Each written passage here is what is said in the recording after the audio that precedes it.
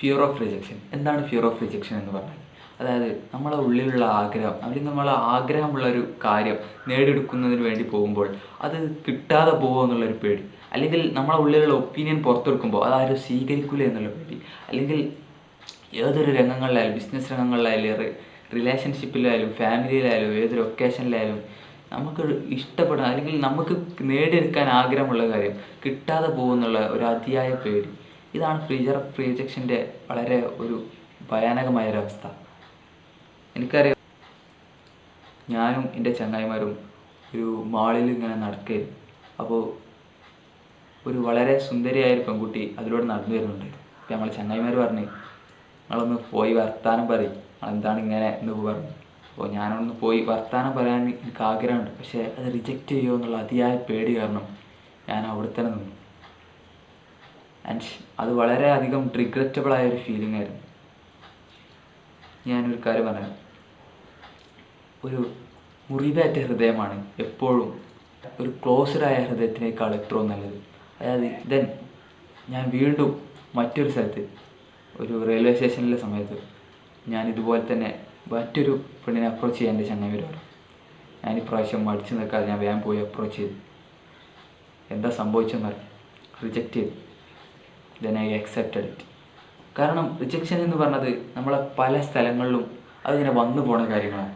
പക്ഷേ ഈ സമയത്ത് എനിക്ക് ഒരുപാട് ഒരു റിലീഫായിരുന്നു. എൻ്റെ ഉള്ളിലുള്ള എന്തോ ഒരു ചെയിൻ ഞാൻ പൊട്ടിച്ചതുപോലെ എനിക്ക് ഒരുപാട് റിലീഫായിരുന്നു. അതിനുശേഷം എനിക്ക് ഒരുപാട് വീണ്ടും ഏതൊരു അപ്രോച്ച് ചെയ്യാനുള്ള ഒരു മനക്കെട്ടി എനിക്കവിടെ ഉണ്ടായത്.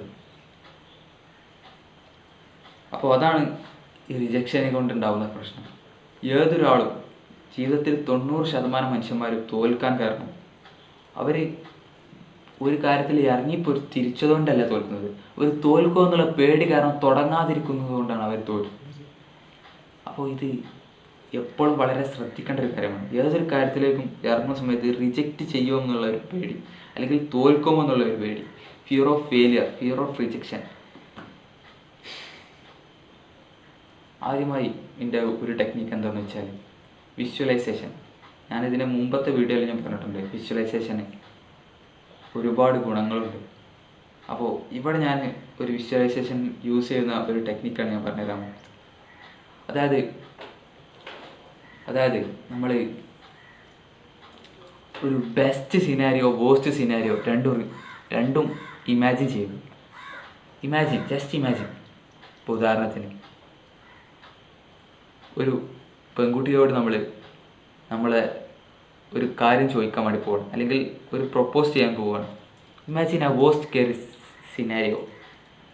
ഏറ്റവും മോശപ്പെട്ട അവസ്ഥ അവിടെ എന്തായിരിക്കും? നോ, എനിക്ക് താല്പര്യമില്ല. അല്ലെങ്കിൽ ഇനി അതിലും മോശപ്പെട്ടതാണെങ്കിൽ ചിലപ്പോൾ നമ്മളോടൊന്ന് എന്ത് ചെയ്യും, നമ്മളൊന്ന് ക്രിട്ടിസൈസ് ചെയ്യും. എന്നോട് ഇഷ്ടപ്പെടാൻ ഇജാരാന്ന് ചോദിക്കും. അല്ലെങ്കിൽ അങ്ങനെ ഏറ്റവും ബെസ്റ്റ് സിനാരിയോ എന്താ? ഇരിക്കും, അല്ലെങ്കിൽ പിന്നെ പറയാൻ പറയും, അല്ലെങ്കിൽ ഇഷ്ടമാണെന്ന് പറയും. ഇതാണൊരു ബെസ്റ്റ് സിനാരിയോ. അപ്പോൾ ഈ രണ്ട് സിനാരിയോ നമ്മൾ സ്ഥിരം വിഷ്വലൈസ് ചെയ്യുക. എപ്പോഴും വിഷ്വലൈസ് ചെയ്യുന്നതിലൂടെ ഈ ഒരു കാര്യത്തിനെ നമ്മൾ എന്തുണ്ടാവും, ഈ ഒരു കാര്യത്തിൽ നമ്മളെ തലച്ചോറ് നമ്മളെ സബ് കോൺഷ്യസ് മൈൻഡിന് ഒരിക്കലും ഇത് റിയാലിറ്റി ആണോ അല്ലെങ്കിൽ ഇത് നമ്മൾ കൊടുക്കുന്നതാണോ എന്ന് അറിയില്ല. അപ്പോൾ ഇത് നമ്മളെ സബ് കോൺഷ്യസ് മൈൻഡിൽ അത് ഓൾറെഡി ഇങ്ങനെ പതിയും. ഈ അനുഭവങ്ങൾ നമ്മളിങ്ങനെ വിഷ്വലൈസ് ചെയ്യുന്നതിലൂടെ അതിലൂടെ എന്താവും, ഇത് നമുക്കൊരു പുതിയ കാര്യമല്ലാതെ, അല്ലെങ്കിൽ ഈ റിജക്ഷൻ കിട്ടുന്നതും അല്ലെങ്കിൽ ബെസ്റ്റ് കാര്യം കിട്ടുന്നതും ഇതൊരു പുതിയ കാര്യമല്ലാതെ നമ്മളിങ്ങനെ മാറിക്കൊണ്ടിരിക്കും നമ്മളെ തലച്ചോറ്. അതിലൂടെ നമുക്ക് ഇത് ചെയ്യാനുള്ള ഒരു മടി, അല്ലെങ്കിൽ ഈ ചെയ്യാനുള്ള പേടി നമുക്ക് കുറഞ്ഞ് വരും. ഇത് വളരെ എഫക്റ്റീവായ ടെക്നിക്കാണ്. വളരെ എഫക്റ്റീവായി യൂസ് ചെയ്യാൻ കഴിഞ്ഞാൽ. പിന്നത്തെ രണ്ടാമത്തെ കാര്യം എന്താണെന്ന് വെച്ചാൽ,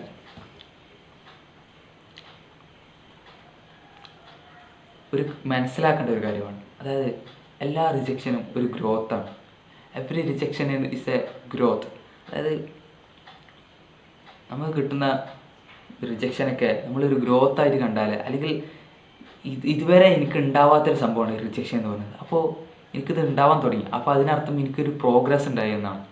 അങ്ങനെ നമ്മൾ കാണുന്ന സമയത്ത് നമ്മൾ വളരാൻ തുടങ്ങുന്ന സമയത്താണ് നമുക്ക് ഏതൊരു വഴിയിലൂടെയും നമ്മൾക്ക് റിജക്ഷനെ പേടിയില്ലാതെ മുന്നോട്ട് പോകാൻ നമുക്ക് കഴിയും.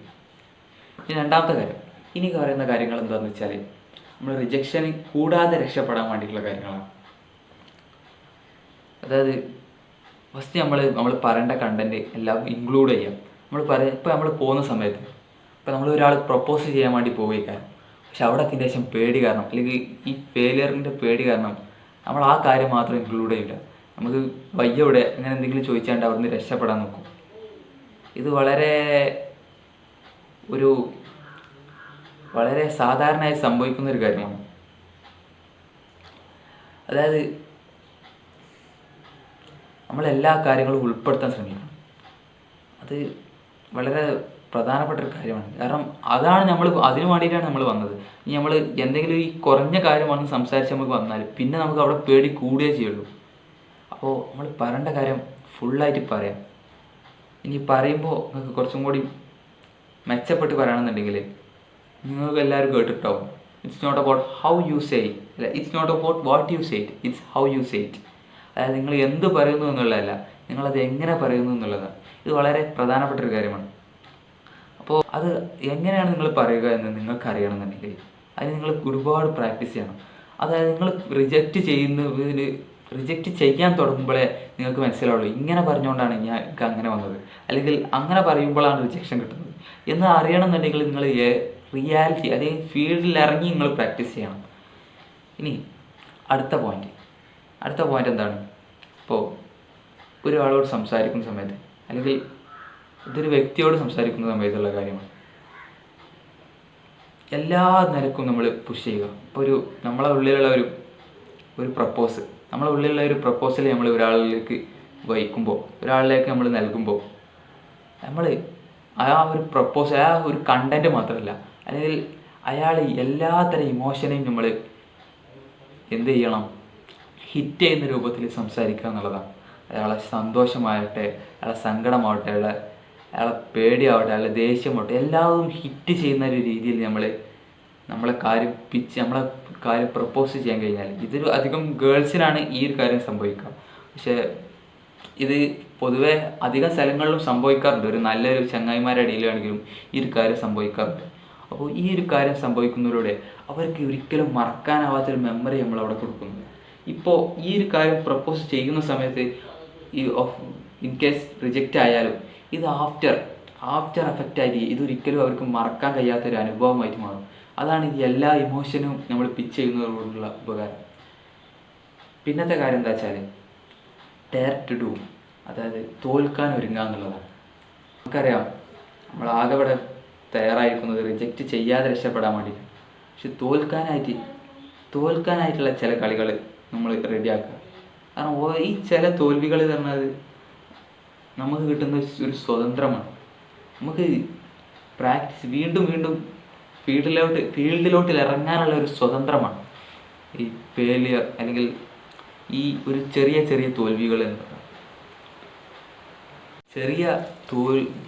ചെറിയ തോൽവി പോലും ശ്രമിക്കാതെ ഒരു തോൽവിയാവുന്നതാണോ, അതോ ചെറിയ തോൽവികൾ കൊണ്ട് ഒരു വലിയ വിജയം വിജയിക്കുന്ന വിജയിയാവാനാണോ നിങ്ങൾക്ക് ആഗ്രഹം?